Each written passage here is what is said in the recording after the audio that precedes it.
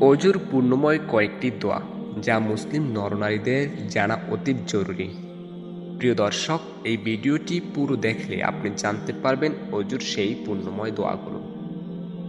দৈনিক ৫ ওয়াক্ত নামাজ আদায় করা প্রত্যেক মুসলমানের জন্য ফরজ, আর নামাজের জন্য অজু করা আবশ্যক।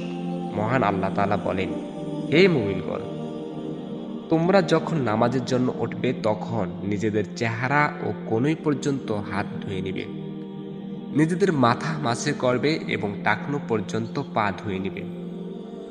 এই আয়াতে মহান আল্লাহ তাআলা নামাজের আগে অজুর মৌলিক বিধান বর্ণনা করেছেন।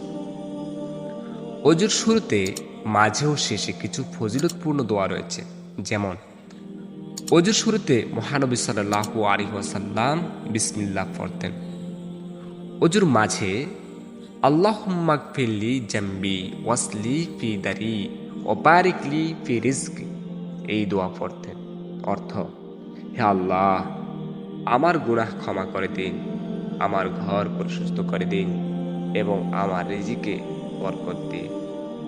অজু শেষে আশহাদু আল্লা ইলাহা ইল্লাল্লাহু ওয়াহদাহু লা শারীকা লাহু ওয়া আশহাদু আন্না মুহাম্মাদান আবদুহু ওয়া রাসূলুহু আল্লাহুম্মা ইজআলনি মিনাত তাওয়াবিন ওয়াজআলনি মিনাল মুতাহহিরিন, পড়তেন তিনি।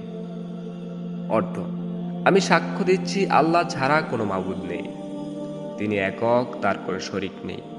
আমি আরো সাক্ষ্য দিচ্ছি মুহাম্মদ সাল্লাল্লাহু আলাইহি ওয়াসাল্লাম আল্লাহর বান্দা ও রাসূল।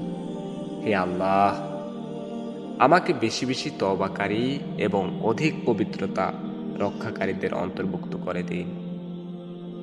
অজুর শেষে কালিমায়ে শাহাদাত এবং পরে দোয়া পাঠকারীর ফজিলত হাদিসে এসেছে। তার জন্য জান্নাতের ৮টি দরজা খোলা থাকবে, সে যে দরজা দিয়ে ইচ্ছা জান্নাতে প্রবেশ করতে পারবে।